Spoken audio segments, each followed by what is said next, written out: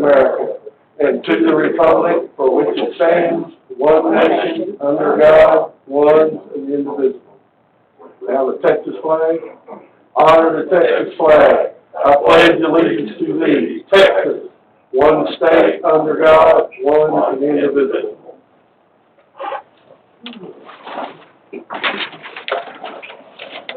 Okay, item number 5, Marvin. Okay. Citizens are invited to speak on any topic or agenda item before and during the meeting by response to the mayor to be recognized. However, unless the item is specifically listed on the agenda, the city council is required under the Texas Open Meetings Act to limit response with a statement of specific factual information reciting the city's existing policy on that issue, or directing the person making the inquiry to visit with city staff about the issue, and no council deliberation is permitted for topics not specifically listed on the agenda. Anyone have any questions? Hearing none.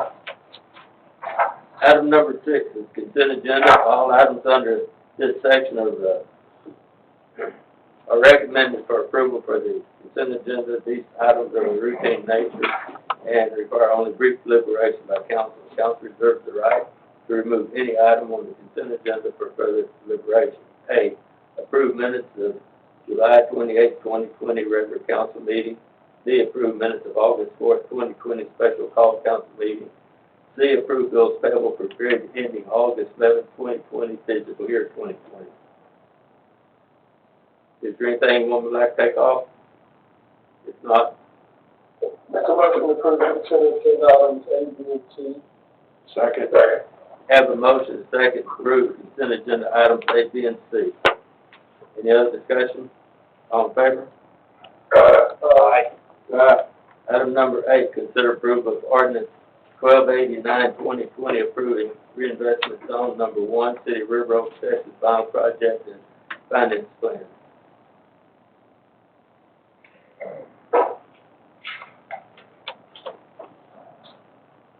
Somebody to make an introduction here? Yeah. Okay. Trent Petty, Petty Associates, Kurt McDaniel, my associate is on the line as well. We've had the opportunity to already meet with the board this evening to approve the bylaws and recommend to council the ordinance to adopt the final project and finance plan. Just for any citizens that might be listening for the first time, this process began back in the late fall of 2018, where the board designated essentially the zone, and we approved a preliminary plan.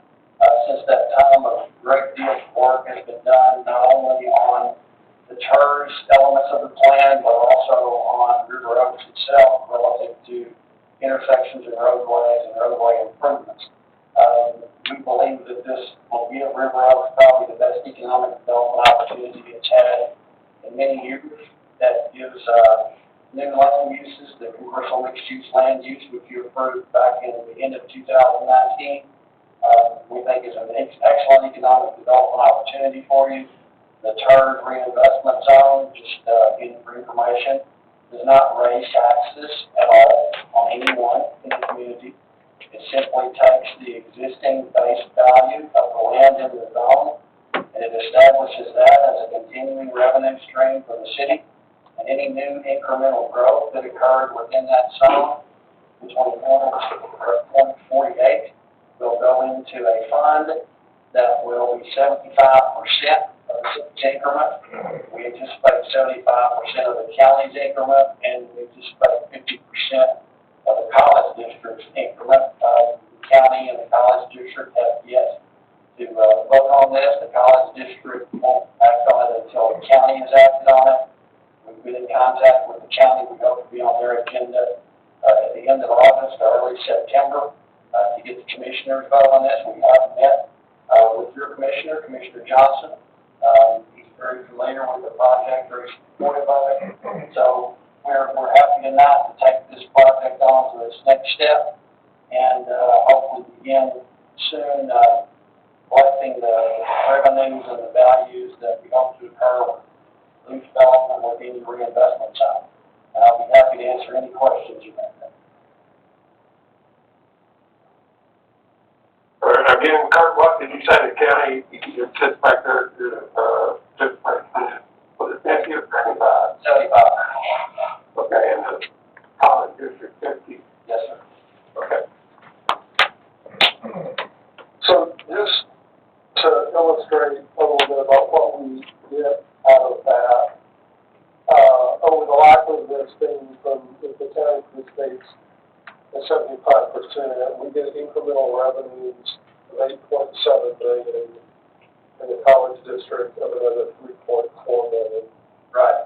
That would be spent on facilities in the city of River Road. So that's new money that we would not have if we did not do this. That's right. But that's really the incentive of doing it. It's an incentive for businesses to invest in their property, but also to know that the incremental is going taxes of their property for the business of property, and we get this additional, whether that works out to be $12 to $13 million added to that.